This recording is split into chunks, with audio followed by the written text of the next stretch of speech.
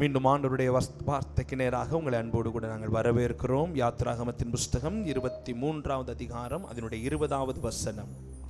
இந்த மாதம் கர்த்தர் நமக்கு கொடுத்த வாக்குத்தத்தத்தை மையமாக கொண்டு நாம் வார்த்தைகளை தியானிக்கிறோம்.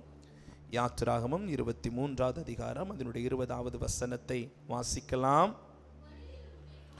வழியில் உன்னை காக்கிறதற்கும் நான் ஆயத்தம் பண்ணின ஸ்தானத்திற்கு உன்னை கொண்டு போய் சேர்க்கிறதற்கும் இதோ நான் ஒரு தூதனை உனக்கு முன்னே அனுப்புகிறேன். ஆமென்.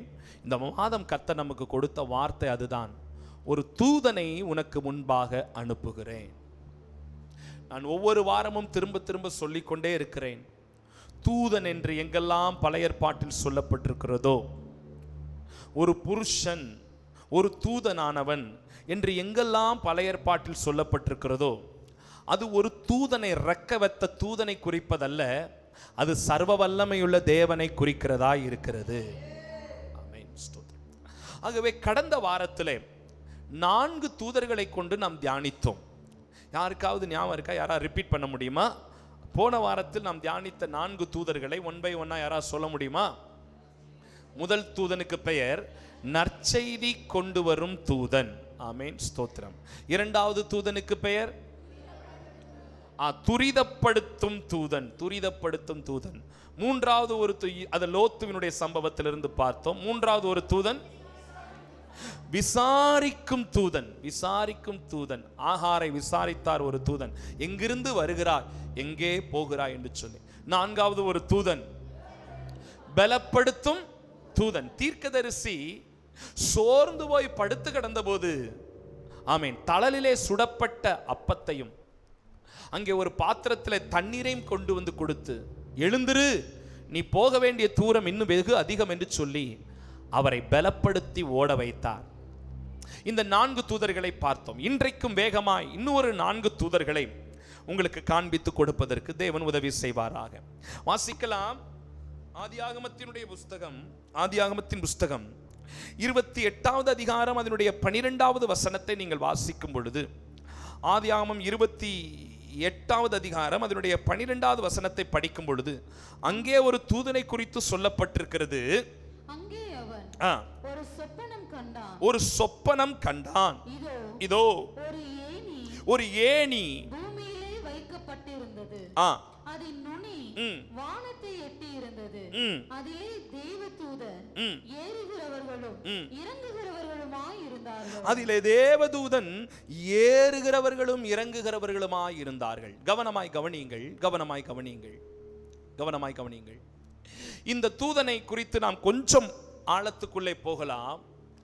யாக்கோபினுடைய சம்பவத்தை நாம் பார்த்திருக்கிறோம், பலமுறை செய்திகளிலே காண்பித்து கொடுத்திருக்கிறோம். யாக்கோபு தன்னுடைய தகப்பனை ஏமாற்றி ஆசீர்வாதத்தை பெற்றுக் கொள்ளுகிறார். தன் அண்ணனையும் ஏமாற்றி ஆசீர்வாதத்தை பெற்றுக் கொள்ளுகிறார். இப்பொழுது தகப்பன் சொல்லுகிறார், தகப்பனும் தாயும் சொல்லுகிறார்கள், நீ எழுந்து பதான் அராமில் இருக்கிற உன் மாமாவுடைய வீட்டுக்கு போ, லாபானுடைய வீட்டுக்கு போ, அங்கே போய் அங்கே உன்னுடைய மாமாவுடைய பிள்ளைகளில் ஒரு பிள்ளையை நீ பெண் கொள் என்று சொல்லி யாக்கோபை அனுப்பி வைக்கிறார்கள். யாக்கோபை குறித்து வேதம் சொல்லுகிறது, கவனமாய் கவனியுங்கள், அவன் கூடாரவாசியும் குணசாலியுமானவன். ஆனால் ஏசாவோ வேட்டையாடுவதில் வல்லவனாய் இருந்தான். அப்படின்னா என்ன அர்த்தம்? ஏசா காட்டிலே சுத்துவார், ஊரே சுத்துவார். ஆனா யாக்கோபு ஊர் சுத்துற பழக்கம் கிடையாது. வீட்டுக்குள்ளே இருந்திருக்கிறார், அப்பா அம்மாவுடைய நிழல்லே இருந்திருக்கிறார். அதனால அவருக்கு இது ஒரு புதிய பயணம், மிகப்பெரிய பயணம், ஒரு லாங் ஜர்னி. ஏறக்குறைய 470 கிலோமீட்டர் என்று வேத பண்டிதர்கள் சொல்லுகிறார்கள். இப்படி கூட எடுத்துக்கலாம். திண்டுக்கல்ல இருந்து சென்னை தூரம் போகணும், கால்நடையா நடந்து போகணும். குறைஞ்சது ஒரு வாரத்திலிருந்து 10 நாட்கள் ஆகும். ஒரு சின்ன பையன், வாலிப பையன், அவன் நடந்து போகிறான், நடந்து போகிறான், நடந்து போகிறான். வழியிலே காட்டு மிருகங்கள் உண்டு, வழியிலே கொள்ளையர்கள் உண்டு, வழிப்பறி கொள்ளையர்கள் உண்டு, பல ஆபத்துக்கள் நிறைந்திருக்கிறதான ஒரு இடம். ஆனாலும் பயணித்து போய்கொண்டே இருக்கிறான். 70வது கிலோமீட்டர் வரும்பொழுது ஒரு இடத்தில் ராத்தங்குகிறான். சூரியன் அஸ்தமிக்கிறது. இதுக்கு மேல் பயணிக்க முடியாது என்று தெரியும் பொழுது ராத்தங்கி அங்கே இருந்த கல்லுகளில் ஒன்றை எடுத்து தன் தலையில வைத்து அவன் நித்திரை செய்யும் பொழுது இதுவரை கண்டிராத ஒரு சொப்பனத்தை காண்கிறான், ஒரு தரிசனத்தை பார்க்கிறான். வேதத்தில் பல தரிசனங்கள் சொல்லப்பட்டிருந்தாலும் இன்றும் எல்லா பரிசுத்தவான்களினாலும் மேன்மையாக சொல்லப்படுகிற ஒரு தரிசனம் யாக்கோபின் தரிசனம். தானியேல் பல தரிசனங்களை பார்த்திருக்கிறார். ஆனால் யாக்கோபினுடைய இந்த தரிசனமானது எல்லா பரிசுத்தவான்களினாலும் மெச்சிக்கொள்ளப்படுகிறதா இருக்கிறது. என்ன தரிசனம் பார்த்தார்? ஒரு மிகப்பெரிய ஏணி, ஒரு மிகப்பெரிய ஏணி. மிகப்பெரிய ஏணினா ஏறக்குறைய இந்த ஸ்டேஜில் பாதி அளவுக்கு, இந்த ஸ்டேஜ் 40 அடி, இதுல பாதி 20 அடி அகலத்தில் ஒரு ஏணி. அதனுடைய ஒரு முனை பூமியில் இருக்கிறது, அதனுடைய மறுமுனை பரலோகத்தில் இருக்கிறது. இதில் ஒரு பக்கம் தூதர்கள் ஏறுகிறார்கள், ஒரு பக்கம் தூதர்கள் இறங்குகிறார்கள். அந்த ஏணியினுடைய முதல் கட்டையிலே, முதல் அந்த சட்டத்திலே சர்வ வல்லமையுள்ள தேவன் உட்கார்ந்து இருக்கிறார். கடைசி சட்டத்திலே யாக்கோபு படுத்து கிடக்கிறார். ஒரு பக்கம் தூதர்கள் ஏறுகிறார்கள், ஒரு பக்கம் தூதர்கள் இறங்குகிறார்கள். தேவன் அங்கே உட்கார்ந்து, சர்வ வல்லமையுள்ள தேவன் அங்கே உட்கார்ந்து யாக்கோபை பார்த்து ஆசீர்வதிக்கிறார். பல ஆசீர்வாதங்களை ஆசீர்வதிக்கிறார். ஆனால் அதற்கெல்லாம் முன்பாக ஆரம்பிக்கும் போதே ஒரு முக்கியமான காரியத்தை சொல்லுகிறார். என்ன சொல்லுகிறார்? யாக்கோபே, நீ படுத்திருக்கிற இந்த பூமியை உனக்கும் உன் சந்ததிக்கும் சுதந்திரமாக நான் தருவேன். நீ பரதேசியா படுத்திருக்கிற பாரு, நீ அந்நியனா படுத்திருக்கிற பாரு, யாருடைய இடம்னே தெரியாம படுத்திருக்கிற பாரு, இந்த இடத்தை உனக்கும் உன் சந்ததிக்கும் சுதந்திர பங்கு விகிதமா நான் தருவேன். இந்த தூதர்களுக்கு நாம் என்ன பெயர் வைக்கிறோம்? மீண்டும் அந்த காட்சியை கண்ணு முன்னாடி கொண்டு வாங்க. அந்த காட்சியை கண்ணு முன்னாடி கொண்டு வாங்க. ஒரு 20 அடி அகலமுள்ள ஒரு பெரிய ஏணி. ஒரு பக்கம் அது வானத்தை தொடுகிறது, இன்னொரு பக்கம் அந்த ஏணி பூமியை தொடுகிறது. ஒரு பக்கம் தூதர்கள் ஏறுகிறார்கள், இன்னொரு பக்கம் இறங்குகிறார்கள்.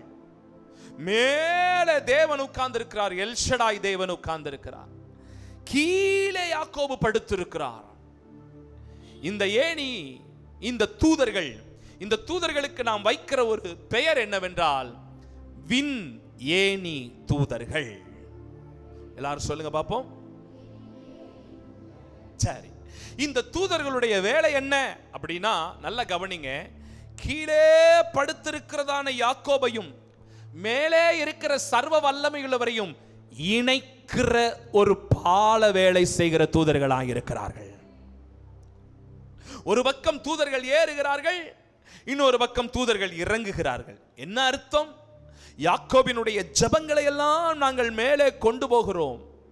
சர்வ வல்லமையுள்ளவர் கொடுக்கிற பதிலை நாங்கள் மேலே இருந்து கீழே கொண்டு வருகிறோம். நல்ல கவனிக்கணும் தேவ பிள்ளைகளே.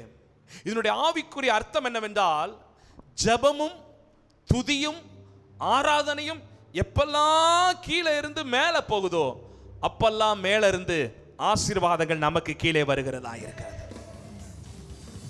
அதான் அதனுடைய ஆவிக்குரிய அர்த்தம். இந்த தூதர்கள் தேவனையும் மனுஷனையும் இணைக்கிறார்கள், யாக்கோபையும் சர்வ வல்லமையுள்ள தேவனையும் இணைக்கிறார்கள். இன்னைக்கு கூட இந்த ஆராதனைங்கிறது எதுக்கு நடத்துறோம்? இந்த வர்ஷிப் டைம்ன்றது எதுக்கு நடத்துறோம் அப்படின்னா, ஜனத்தையும் தேவனையும் இணைக்கிற ஒரு நேரம், அது அவரோடு கனெக்ட் ஆகிற ஒரு நேரம். ஆராதனைங்கிறது ஏதோ பாட்டு பாடுறதோ, ஏதோ கை தட்டுறதோ, ஏதோ பரவசப்படுறதோ அல்ல. என்னை தேவனோடு இணைக்கிற ஒரு நேரம். ஆராதனை நடத்துகிற எங்களுடைய வேலை என்னன்னா, உங்களையும் ஆண்டவரையும் இணைக்கிறதா வேலை. நீங்க இணைச்சிட்டீங்கன்னா எங்க வேலை ஒண்ணுமே கிடையாது. அதை இணைக்கிறதுக்கு தான் படாத பாடுபட்டுக்கிட்டே இருக்கிறோம். இணைஞ்சிருங்க, அவரோட கனெக்ட் ஆயிடுங்க, அவரோட கனெக்ட் ஆயிருங்க, அவரோட இணைஞ்சிருங்க. இந்த பாடல்களை பாடுறது, இந்த பிரசன்னத்துல கொண்டு வரதெல்லாம் தன்னை மறந்து அப்படியே அவரோட கனெக்ட் ஆயிடணும் தேவ பிள்ளை. தாவீது அதை தான் செய்தான். உடன்படிக்கை பெட்டி அப்படி நாட்டுக்குள்ள கொண்டு வரும்போது தாவீது தான் ஒரு ராஜாங்கிறதையே மறந்து ஒரு ராஜ உஸ்திரத்தை கழற்றி போட்டு ராஜ கிரீடத்தை கழட்டி வைத்து விட்டு ராஜாவினுடைய கையில் இருக்கிற செங்கோலை தூக்கி எறிந்து விட்டு சாதாரணமாக ஒரு காட்டன் நூல் சாட், ஒரு சணல் நூலை தரித்து கொண்டு அந்த உடன்படிக்கை பெட்டிக்கு முன்னாடி நான் ஒரு ராஜான்னு கூட பார்க்காம, உங்களால கற்பனை பண்ணி பார்க்க முடியுதா? உங்களால கற்பனை பண்ணி பார்க்க முடியுதா? நீங்க இப்படி நினைச்சு பாருங்களேன். சிஎம் வர்றாரு, அவர் ஒரு கோடிக்கணக்கான மதிப்புள்ள அந்த கார்ல வர்றாரு பாருங்க. சிஎம் இப்படி வந்துகிட்டே இருக்கிறாரு. திடீர்னு ஒரு மோள சத்தம் கேட்குது, ரோட்ல ஏதோ சாவை தூக்கிட்டு போறாங்க. சிஎம்க்கு ரொம்ப ஐயோ இந்த மோள சத்தம் இறங்கி 4 குத்து ஆடினா நல்லா இருக்குமே அப்படின்னு ஆசையா இருக்கு. எந்த சிஎம் ஆதி இறங்கி ஆடுவாரா? எந்த சிஎம் ஆதி இறங்கி ஆடுவாரா? ஆட மாட்டாரு. ஏன்? It's my prestige issue. நான் சிஎம், நான் காரை விட்டு இறங்க மாட்டேன். இதுக்கு முன்னாடி நான் ஆடுறதா? ஆனா சமஸ்த இஸ்ரவேலுக்கு ராஜாவா இருந்தவன் தான் ஒரு ராஜான்றத கூட தூக்கி போட்டுட்டு உடன்படிக்கை பெட்டிக்கு முன்னாடி ஹல்லேலூயா நடனமாடி ஆராதிப்பேன், அப்பா நான் உம்மை துதிப்பேன், கைத்தால ஓசையுடன் அப்பா நான் உம்மை துதிப்பேன், நடனமாடி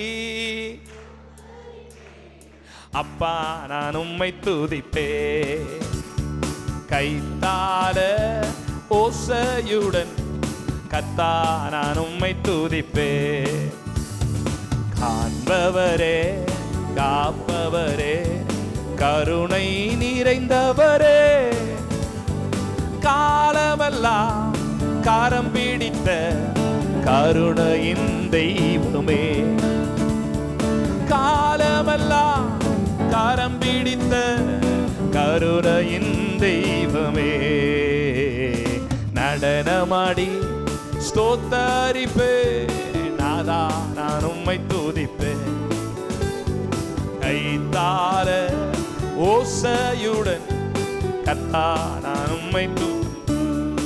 So connect with God. அப்படியே ஆண்டவரோட இணைஞ்சிடணும். ஆமென். அதுக்கு உங்களுக்கு ஒரு நல்ல ஆப்பர்ச்சுனிட்டி என்ன தெரியுமா? நல்ல ஒரு வாய்ப்பு என்ன தெரியுமா? வர்ற 30ஆம் தேதி அவர் இணைச்சிருவார். ஆமே. அந்த ஆராதனையில உண்மையிலே ஆண்டவரோடு இணைகிற ஒரு கிருபையை கர்த்தர் தருவார். ஏன் பாஸ்டர் நீங்க நடத்தினா இணைய மாட்டாரா? நான் நடத்தினாலும் இணைவாரு. அவர் திருமணமே பண்ணாம தன் வாழ்க்கை அன்னகரா வச்சு அவரோட 24 hours இருக்கிறார்ல, அவருக்கு என்னை விட அபிஷேகம் கூட தானே. ஆமாமா. இப்ப விட்டுறாதீங்க. யாரெல்லாம் ஆண்டவரோட இணைய விரும்புறீங்களோ அவங்களுக்கு அந்த ஆராதனை ரசிக்கும், ருசிக்கும். அப்படி இணைஞ்சிருங்க. விண் ஏணி தூதர்கள் என்னையும் தேவனையும் இணைக்கிறார்கள். இணைகிற ஒரு அனுபவம். நிறைய சர்ச்சஸ்ல பார்க்குறேன், பல சர்ச்சஸ்க்கு போறேன்ல, சில சபையிலலாம் பாஸ்டர் அப்படியே ஒரு பாட்டை பாடிட்டு அப்படியே ஆயிரக்கணக்கான மக்கள் இருப்பாங்க, விண்ணுடைய அணிந்து அப்படி இருப்பா. அப்படி பாஸ்டர் ஒரு பாட்டை தான் பாடி விடுவார். பாடி விட்டுட்டு அவர் பேசாம நின்றுவார். அது பேசாம கடந்து கையை தொட்டிக்கிட்டு உருண்டுகிட்டு பரண்டுகிட்டு ஆராதிச்சுக்கிட்டு நிறுத்துறதுக்குள்ள பெரும்பாடா இருக்கும். இதை தட்டுவாரு, அதை தட்டுவாரு, எதையா தட்டு, போதும் போதும் போதும் நிறுத்துங்க. அடுத்து பிரசங்கத்துக்குள்ள போகணும்னாலும் அங்கிட்டு ஒரு 4 அம்மா குதிச்சுக்கிட்டே கிடக்கும். அப்புறம் பாஸ்டம்மா போய் மெதுவாவுகளை தட்டி வாங்க வாங்க வாங்க உட்காருங்க. ஏன் தெரியுமா? தன்னை மறந்து அவரோடு இணைந்து விடுகிறார்கள். அவரோடு இணைகிற ஒரு அனுபவம். வேகமா அடுத்ததுக்கு போறேன். ஆதியாகமம் 3ஆவது அதிகாரம் அதனுடைய கடைசி வசனத்தை வாசிக்கலாம். ஆதியாகமம் 3 கடைசி வசனம். அவர் மனுஷனை துரத்திவிட்டு ஜீவ விருட்சத்துக்கு போகும் வழியை காவல் செய்ய ஏதேன் தோட்டத்துக்கு கிழக்கே கேருபீன்களையும் வீசிக்கொண்டிருக்கிற சுடர்வழி பட்டயத்தையும் வைத்தார். கேருபீன்களை வைத்தார். எங்க வச்சாரு? ஏதேன் தோட்டத்துக்கு வெளியில. ஆதாமையும் ஏவாளையும் துரத்திவிட்டு அதற்கு காவல் வைத்தார். இந்த தூதனுக்கு நாம வைக்கிற பேர் என்னன்னா படிங்க பார்ப்போம். ஏமா இவங்க மைக்கு தான் கொஞ்சம் குறைச்சிருங்க. ஆமாம், அவங்க படிக்கும்போது மட்டும் வைங்க, மீதி நேரத்தில் குறைச்சிருங்க. அப்ப காவல் தூதன் சொல்லுங்க பாப்போம். நம்மளை பாதுகாக்கிறதுக்கு தெய்வம் ஒரு தூதனை வைத்திருக்கிறார். உங்களுக்கு தெரியுமா, சில ஊர்களில் சில கிராமங்களில் பார்த்தீங்களா, கிராமத்து என்ட்ரன்ஸ்லேயே ஒரு சாமி இருக்கும் பார்த்தீங்களா, குதிரை மேலே பார்த்தது இல்லையா? நாய் நாய் நாய் பொம்மைலாம் வச்சிருப்பாங்க பார்த்துருக்கீங்களா? அது ஊர் எல்கையை பாதுகாக்குது அப்படின்னு ஒரு நம்பிக்கை அவங்களுக்கு. ஆனால் நமக்கு ஒரு தூதன் நம்ம கூடவே இருந்துகிட்டு இருக்கிறார். எங்க போனாலும் ஒரு தூதன் பாதுகாத்துக்கிட்டே இருக்கிறார். அவருடைய பிரசன்னம் ஒரு தூதனை போல நமக்கு முன்னாடி போகுது பாருங்க. அதான் மோசே சொல்றாரு, ஆண்டு சொல்றாரு, நீ போப்பா, நீ போ, நீ பார்வோனுக்கு முன்னாடி போய் நில்லு அப்படின்ன போது மோசே சொல்றாரு, ஆண்டவரை பார்த்து, ஆண்டவரே உங்க பிரசன்னம் எனக்கு முன்னே செல்லாதிருந்தால் என்னை அங்கே அனுப்பாதிரும். எங்க போனாலும் கார்ல உட்கார்ந்த உடனே ஸ்டேரிங் பக்கத்து ஸ்ட்ரீட்ல ஒரு தூதன் உங்க பக்கத்துல வந்து உட்கார்றது. நீங்க கார் ஓட்டும் போதே உங்க பேனட்டுக்கு முன்னாடி ஒரு தேவ தூதன் உட்கார்ந்து இருப்பார் பாரு. நீங்க பைக் ஓட்டும் போது உங்க பின்னாடி ஒரு தூதன் உட்கார்ந்துகிட்டே இருப்பார். இப்ப கூட நான் பிரசங்கம் பண்ணும் போது என் பக்கத்துல ஒரு தூதன் நின்றுகிட்டே இருக்கிறார். அன்விசிபிள் ஏஞ்சல். உங்க கண்ணுக்கு அது தெரியாது, என் கண்ணுக்கு அது தெரியாது. ஆனா கண்களுக்கு புலப்படாத ஒரு தூதன் நமக்கு பக்கத்துல, நம்ம பக்கத்துல உங்க வீட்டை சுற்றிலும், உங்க வீட்டினுடைய கிழக்கு மேற்கு வடக்கு தெற்கு 4 சைடும் தூதர்கள் சூழ்ந்து உங்களை பாளையம் இறங்கி பாதுகாத்து கொண்டே இருக்கிறார்கள். அங்கே சத்துரு உட்புகுதலும் குடியோடி போகுதலும் இராது. பொறாமக்காரங்க, போட்டிக்காரங்க, எரிச்சல்காரங்க, வன்கண்காரங்க, நம்முடைய முன்னேற்றத்தை விரும்பாதவங்க, உங்களுடைய ஆசீர்வாதத்தை பொறுக்காதவங்க, அத்தனை பேருடைய கண்களுக்கு உங்களை விலக்கி பாதுகாப்பதற்கு ஒரு சுடரொளி பட்டயத்தை ஏந்தி கொண்டிருக்கிற கேருபீன்கள், சேராபீன்கள் உங்களை சுற்றிலும் வேலி அடைத்து பாதுகாக்க. பிசாசு சொல்றான் ஆண்டவரை பார்த்து, யோபு பத்தி சொல்லும் பொழுது, நீர் அவனையும் அவனுக்கு உண்டானவைகளையும் அவன் குடும்பத்தை சுற்றிலும் நீர் வேலி அடைக்கவில்லையா? நம்மளுக்கு தெரியாத ஒரு வேலி நம்மளை அடைச்சிருக்குது.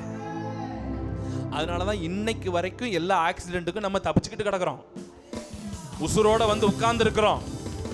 ஹார்ட் அட்டாக் வராம கர்த்தர் பாதுகாத்திருக்கிறாரு, கிட்னி ஃபெயிலியர் ஆகாம பாதுகாத்திருக்கிறாரு, எல்லா உறுப்புகளும் ஒழுங்கா செயல்படுறதுக்கு உதவி செஞ்சிருக்கிறாரு. காரணம், ஒரு தூதன் என்னோடு கூட இருக்கிறான், ஒரு தூதன் எனக்கு பாதுகாப்பா இருக்கிறார். நல்ல கைத்தட்டி ஆமென் சொல்லி, ஒரு தூதன் எனக்கு உண்டு, ஒரு தூதன் எனக்கு உண்டு. நான் எங்க போனாலும், நான் எங்க பயணிச்சாலும், நான் எந்த இடத்துல பேசினாலும் எனக்கென்று பணிவிடை செய்கிற, என்னை பாதுகாக்கிற, என் கண்களுக்கு புலப்படாத, என் கண்களுக்கு தெரியாத சில தூதர்களை கர்த்தர் எனக்காக அனுப்புகிறவராயிருக்கிறார். அவர் தம்முடைய தூதர்களை கொண்டு என்னை வேலி அடைத்து பாதுகாக்கிறார். ஒன்றும் என்னை சேதப்படுத்தவே. ஆனந்தமே அல்லேலூயா, பேரின்பமே அல்லேலூயா, ஆனந்தமே அல்லேலூயா, ஹல்லேலூயா. காவல் தூதன் சொல்லுங்க பாப்போம். அடுத்து ஒரு தூதனை பார்த்துருவோமா? வேகமா பார்த்துருவோம். தானியேலின் புஸ்தகம் 3வது அதிகாரம் 22வது வசனம். தானியேல் 6:22, பக்கம் 1032 நினைக்கிறேன். 1032 1033 கொஞ்சம் மாதிரி சொல்லிட்டேனோ? சரி, 1039 அப்படின்னா 1039வது பக்கத்துல தானியேல் 6வது அதிகாரம் 22வது வசனத்தை படிங்கம்மா. சிங்கங்கள் என்னை சேதப்படுத்தாதபடிக்கு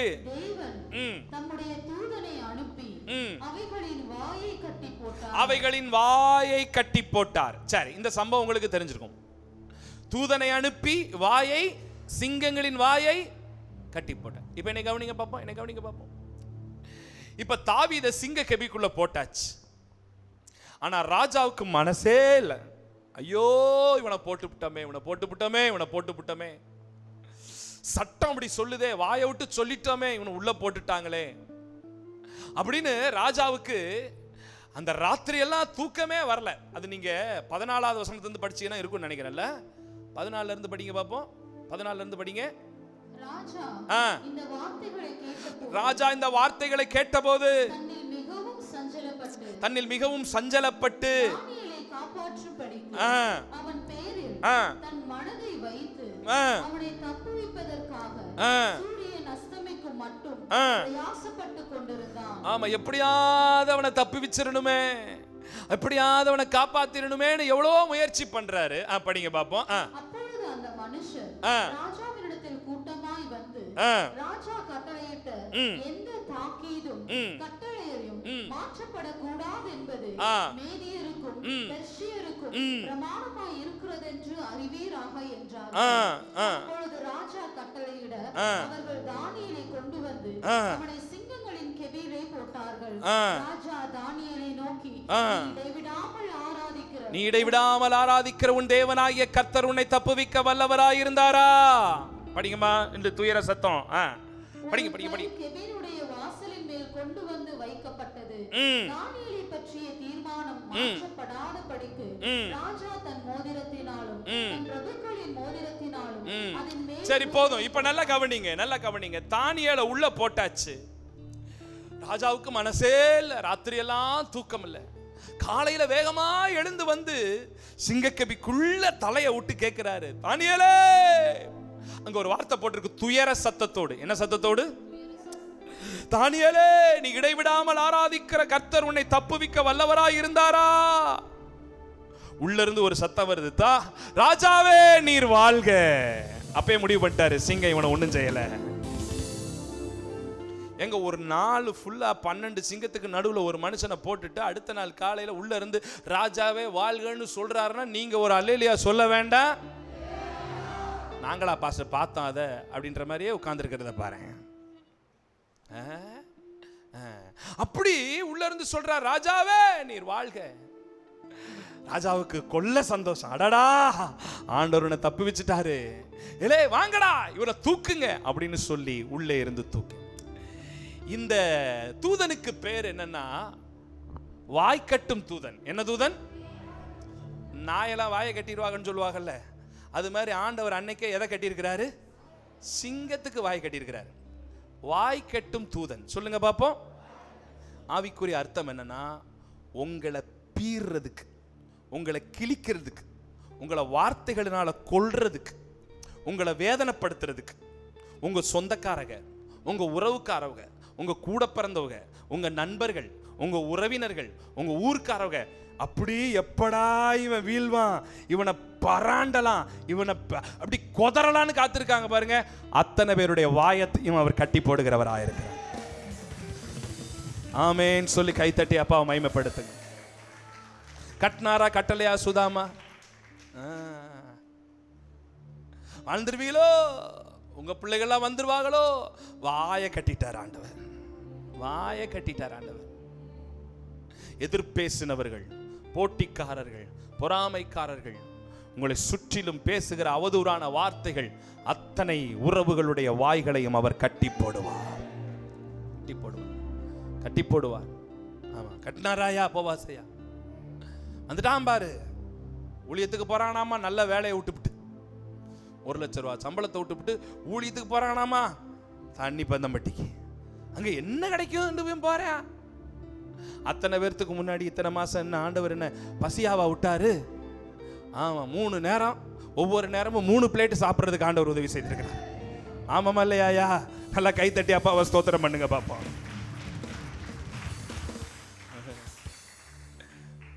உனக்கெதிரான ஆயுதங்கள் வாய்க்காதே போகும், உன்னை எதிர்த்து வழக்காடுவோர் உன் சார்பில் நிற்பார்கள். அப்ப எதிர்பேசுகிற நாவுகளை எல்லாம் கர்த்தர் கட்டி போடுவார். எதிர்பேசுகிற நாவுகள் எல்லாம் கர்த்தர் கட்டி போடுவார். நம்மளை சுத்தி இருக்கிறவங்களுக்கு நிறைய பேருக்கு இந்த கேமராலாம் இருக்கு, இந்த சிசிடி கேமராலாம் இருக்கு பாருங்க, இதெல்லாம் வேஸ்ட்டுங்க. ஆனா அந்த சொந்தக்காரங்களுக்கு இருக்கிற கண்ணு இருக்கு பாருங்க, அது பவர்ஃபுல்லான கேமரா. உங்களை ஜூம் பண்ணி வாட்ச் பண்ணும். இந்த கேமராலாம் என்ன வேஸ்ட். ஆனா அந்த உறவுகளுக்கு இருக்கிற கேமரா இருக்கு பாருங்க, ஒவ்வொருத்தவங்களுக்கு 2 இருக்கு பாருங்க. உங்களுக்கு ஒன்று தெரியுமா, உலகத்திலே ரொம்ப அதிக பிக்சல் உள்ள கேமரா மனுஷ கண்ணு தானாமா. அதை அப்படியே வச்சு உங்களை வாட்ச் பண்ணிகிட்டே இருப்பாங்க. இவங்க பையன் என்ன படிக்கிறான், இவங்க பையன் என்ன வாழ்றான், இவங்க பிள்ளைக்கு கல்யாணம் ஆயிடுச்சா, எப்படி ஆகுது, ஆகக்கூடாதே, இவன் பிள்ளையெல்லாம் டாக்டருக்கு படிக்க வச்சிருவானா, இவன் பிள்ளையெல்லாம் உயர்ந்துருமா, இவங்கெல்லாம் வீடு கட்டிடுவாங்களா. அந்த சிங்கங்களுக்கு முன்னாடி அவங்க வாயை கட்டி கர்த்தர் உங்களை மேன்மைப்படுத்துறாங்க.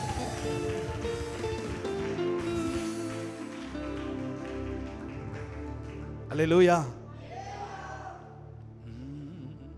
கடைசியா ஒரு தூதனை சொல்லி முடிக்கிறேன். லூக்கா எழுதின சுவிசேஷம் 24வது அதிகாரம் 5, 6, 7 வசனங்களை படிச்சலாம். லூக்கா 24, 5, 6, 7. டைம் இல்ல, நான் வேகமா போறேன். அந்த ஸ்திரீகள் பயப்பட்டு தலை கவிழ்ந்து நோக்கி நிற்கையில் அந்த 2 பேரும் அவர்களை நோக்கி, உயிரோடு இருக்கிறவர்களை நீங்கள் மரித்தோரிடத்தில் தேடுகிறது என்ன? அவர் இங்கே இல்லை, அவர் உயிர் தெழுந்தார். மனுஷகுமாரன் பாவிகளான மனுஷர் கையில் ஒப்புக் கொடுக்கப்படவும் சிலுவையில் அறையப்படவும் 3ஆம் நாளில் எழுந்திருக்கவும் வேண்டும் என்பதாக அவர் கலிலேயாவில் இருந்த காலத்தில் உங்களுக்கு சொன்னதை நினைவு கூறுங்கள். உங்களுக்கு சொன்னதை நினைவு கூறுங்கள் என்றான். அடுத்த வசனத்திலே அப்பொழுது அவர்கள் அவருடைய வார்த்தைகளை நினைவு கூர்ந்து, முதல் வசனத்திலே நினைவு கூறுங்கள் என்றான். இரண்டாவது அடுத்த வசனத்திலே நினைவு கூர்ந்தார்கள். இப்ப கவனிங்க, இப்ப என்ன கவனிங்க. இந்த சம்பவம் நமக்கு தெரிஞ்சதுதான், எல்லாமே பைபிளே நமக்கு தெரிஞ்சதுதான். கவனிங்க, இயேசு கிறிஸ்து மரிச்சிட்டாரு, ஜீசஸ் மரிச்சிட்டாரு, அடக்கம் பண்ணிட்டாங்க. அநேக மரியாள்கள் ஒவ்வொரு நாளும் போய் அவருக்கு வாசன திரவியங்கள் வச்சுட்டு வர்றாங்க கல்லறையில். அநேக மரியாள்கள்னா பெண்கள்னு அர்த்தம். அப்படி போறாங்க. 3வது நாள் போகும்போது கல்லறையை அடைச்சிருந்த கல்லு திறந்து கிடக்கு. உள்ள போய் ஜீசஸ் பாடியை பார்த்தா பாடியை காணோம். ரொம்ப பயந்துட்டாங்க. என்னடா ஆச்சு, யாரா பாடியை தூக்கிட்டு போயிட்டா அப்படின்னு இருக்கும்போது ஒரு வெண்ணங்கி தரித்த ஒரு புருஷன், ஒரு தூதன் அங்கே நிற்கிறார். அங்கே அவர்களை பார்த்து சொல்றார், பயப்படாதீங்க. அவர் கலிலேயாவில் இருக்கும்போதே சொன்னார்ல, என்ன சொன்னாரு? நான் பாவிகளுடைய கையில ஒப்பு கொடுக்கப்படுவேன், அவங்க என்ன சிலுவையில் அறைந்து கொல்லுவார்கள், ஆனாலும் 3ஆம் நாள் உயிர் தெழுவேன் அவர் சொன்னார்ல அப்படின்னு. மறந்துட்டீங்களா? அப்பதான் அட ஆமால சொன்னாரு, அதான் அவர் உயிர் தெழுந்து போயிட்டாரு. அப்ப இந்த தூதனுக்கு நம்ம வைக்கிற பேரு நினைப்பூட்டும் தூதன். என்ன தூதன்? ஆண்டவர் நமக்கு தந்த வாக்குறுதிகள், ஆண்டவர் நமக்கு தந்ததான காரியங்களை ஒருவேளை நீங்க மறந்திருக்கலாம். ஆனால் ஒவ்வொரு நாளும், மகனே நான் உனக்கு இப்படி ஒரு வாக்குத்தத்தம் கொடுத்திருக்கிறேன், மகளே நான் இப்படி உனக்கு இந்த வருஷத்துல 1993 நவம்பர் மாசம் 12ஆம் தேதி இப்படி ஒரு வாக்குத்தத்தத்தை உனக்கு கொடுத்தேன், அதை நான் நிறைவேற்றுவேங்கிறதுல அவர் நினைப்புள்ளவராய் இருக்கிறார். 2025 ஆரம்பிக்கும் போது ஜனவரி மாதம் நான் உனக்கு ஒரு வாக்குத்தத்தம் கொடுத்தேன், பூமி எங்கும் எந்த ஜாதியினிடத்திலும் செய்யப்படாத அதிசயங்களை உன் ஜனங்கள் எல்லாருக்கும் முன்பாக செய்வேன், உன்னோடு கூட இருக்கிற ஜனங்கள் கர்த்தரின் செய்கைகளை காண்பார்கள், உன்னோடு கூட இருந்து நான் செய்யும் காரியங்கள் பயங்கரமாய் இருக்கும் என்று நான் கொடுத்த வாக்குத்தத்தத்தை மறந்து விடாதே. நினைப்பூட்டிக்கிட்டே இருக்கிறார். நீங்க பழைய ஏற்பாட்டில் படிச்சு பார்த்தீங்கன்னா பல இடங்கள்ல இப்படி போட்டிருக்கும், உன் பின் சந்ததிகளுக்கு அதை வைத்து போ, உன் பின் சந்ததிகளுக்கு அதை எடுத்து சொல்லு. இது என்ன பழிபீடம்னு அவங்க கேட்பாங்க, அப்போ உன் சந்ததிக்கு எடுத்து சொல்லு. இது என்ன கற்குவியல்னு கேட்பாங்க, நீ எடுத்து சொல்லு. சாபத்தீடானதை இவங்க திருடுனதுனால இப்படிப்பட்ட மக்களை கல்லெறிஞ்சு கொன்ன அந்த கல் குவியல் சொல்லி உன் பின் சந்ததிக்கு சொல்லு, அவங்களுக்கு நினைப்பூட்டு. யெகோவா தேவன் எப்படி உள்ளவர் நினைப்பூட்டு அப்படின்னு பழைய ஏற்பாட்டில் வந்துகிட்டே இருக்கு, நினைவுபடுத்தி கொண்டே இருக்கிறார். நான் உங்களுக்கு சொல்லுகிறேன் தேவ பிள்ளைகளே, நீங்கள் உங்கள் வாழ்க்கையில் கடந்து வந்த பாதைகளை ஒரு நாளும் மறந்து போகாதீர்கள். திரும்பியும் அழுத்தமா சொல்றேன், கொஞ்சம் சவுண்டை குறைச்சுக்கிறீங்க. யார் எந்த தேவ பிள்ளைகளும் நீங்க எந்த நிலையில இருந்து இன்னைக்கு 2025 நவம்பர் இந்த தேதியில 16 இந்த தேதியில இந்த நிலைமைக்கு நீங்க வந்திருக்கிறீங்கன்றத ஒரு நாளும் மறக்காதீங்க. எனக்கு ரொம்ப வருத்தம் என்னன்னா, சில தேவ பிள்ளைகள் அதை மறந்துடுறாங்க. நான் சமீபத்தில் ஒரு காரியத்தை பார்த்தேன், என்ன ரொம்ப தொட்டுச்சு. ஒரு பிரியாணி கடை ஓனர், கேஎம் பிரியாணி என்னமோ ஒரு பிரியாணி இல்லை, ஃபேமஸான பிரியாணி. அவர் அமெரிக்கா வரைக்கும் அவர் பிரியாணி ஹோட்டல்ஸை திறந்திருக்கிறார். தமிழ்நாட்டில் நிறைய இடங்கள்ல, இந்தியாவின் பல இடங்கள்ல, உலகின் பல நாடுகளில் திறந்திருக்கிறார்.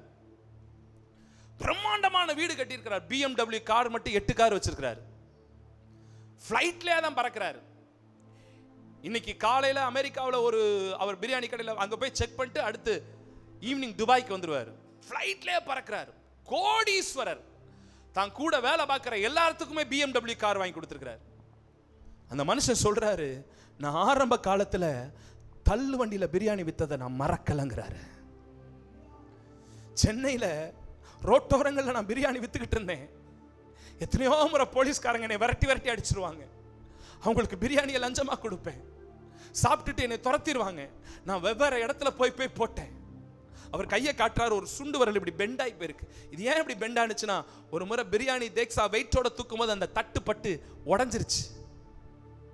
இன்னொரு முறை அந்த தம்மோட நான் அப்படி தூக்கும் போது ஒரு நெருப்பு எனக்கு இந்த இடத்துல பட்டு இந்த இடமே வெந்து போய் பிளட்டா வந்துச்சு. அதை கூட வெளியில காட்டாம மறைச்சுக்கிட்டு கொட்டுற மலையில கொடைய பிடிச்சுக்கிட்டு நான் பிரியாணி வித்தேன். இன்னைக்கு நான் கோடீஸ்வரனா இருக்கிறேங்கிறாரு. அந்த கடந்து வந்த பாதையை நினைச்சு பார்க்கிறாரு. பாத்தீங்களா, நான் எப்படி வித்தேன். நீங்க நிறைய தேவ பிள்ளைகள் அதை மறந்துடுறாங்க. 10 வருஷத்துக்கு முன்னாடி, 15 வருஷத்துக்கு முன்னாடி, 20 வருஷத்துக்கு முன்னாடி, 21 வருஷத்துக்கு முன்னாடி உன் வீடு எப்படி இருந்துச்சு? நீ எங்க படுத்திருந்த? உன் பெட் எப்படி இருந்துச்சு? மறக்காத தேவ பிள்ளையே, மறக்காத தேவ பிள்ளையே. நம்மை கர்த்தர் நடத்தி வந்த பாதைகள் எல்லாம் திரும்பி பார்க்கணும். என்னை எப்படியெல்லாம் ஆண்டவர் வழி நடத்தி இருக்கிறார், எப்படியெல்லாம் அதை சொல்றதுக்கு வெட்கப்படக்கூடாது. சிலருக்கு ஒரு குறிப்பிட்ட ரேஞ்சுக்கு வந்த முன்னாடி பழசெல்லாம் சொல்லாதீங்க பாஸ்டர், அதெல்லாம் ஏன்? அப்புறம் எப்படி நீ ஆண்டவரை மகிமைப்படுத்த முடியும்? அப்புறம் எப்படி ஆண்டவரை மகிமைப்படுத்த முடியும்? தாவீது ஒவ்வொரு முறையும் சொல்றாரு, கரவடாளுகளுக்கு பின்பாக அலைந்து கொண்டிருந்த என்னை கர்த்தர் சிங்காசனத்தில் உயர்த்தி வைத்தார். ஒவ்வொரு முறையும் நினைச்சு பாருங்க, நான் என்னுடைய பழைய காலம் எப்படி இருந்துச்சு. போசே நினைப்பீங்களா? தலையில புளியோதரையை கொண்டு போய் வச்சு வித்த காலங்களை மறக்க கூடாது. ராபின் பாஸ்டர் சின்ன பிள்ளையில இருந்த ஒய்யமார்பட்டியில தங்கி இருந்த வீட்டை மறக்க கூடாது. ஒருத்தரும் மறக்க கூடாது நம்ம கடந்த காலங்களை. இன்றைக்கு நமக்கு நல்ல வீடு, பாக்கெட்ல கொஞ்சம் பணம், வாகனம், 4 பேர் நம்மளை பார்த்து சாருங்கிறாங்க, ஐயான்றாங்க, பாஸ்டருங்கிறாங்க. ஆனா அன்றைக்கு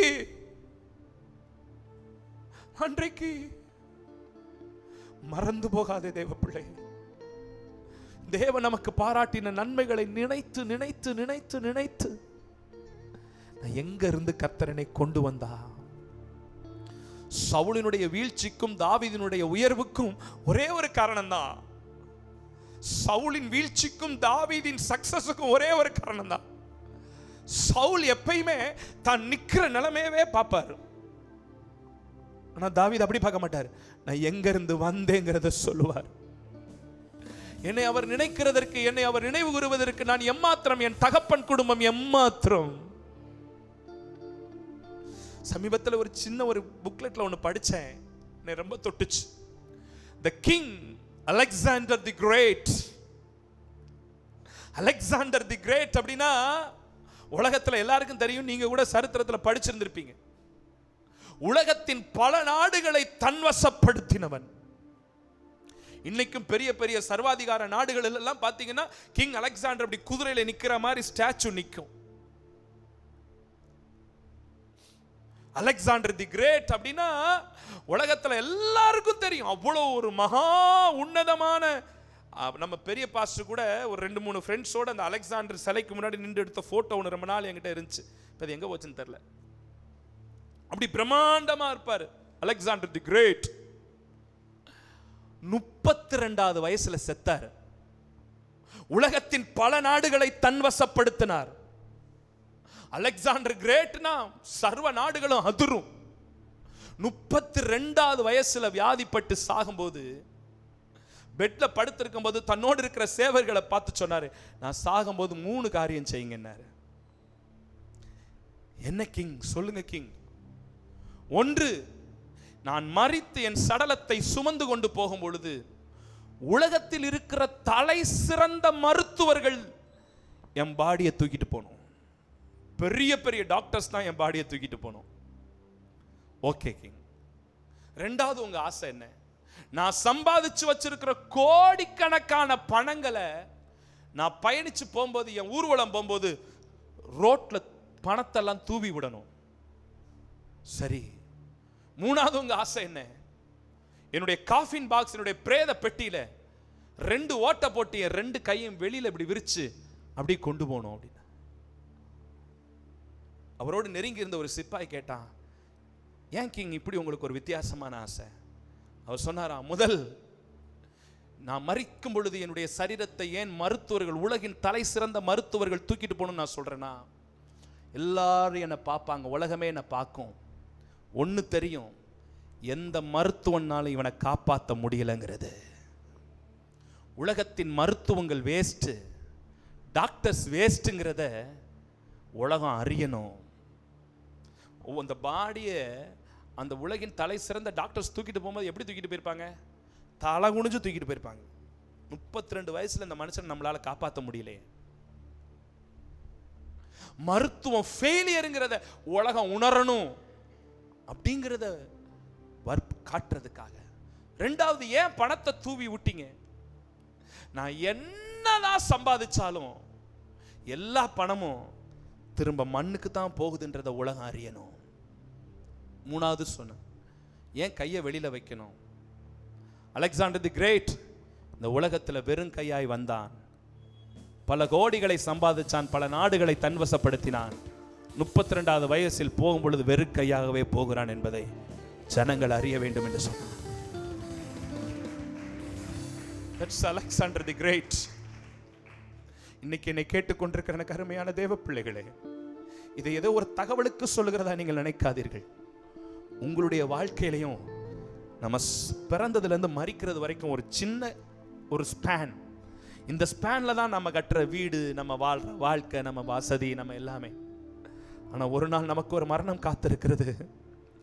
எதையெல்லாம் கொண்டு வந்தோமோ வெறும் கையனாய் நாம் போகிறோம்.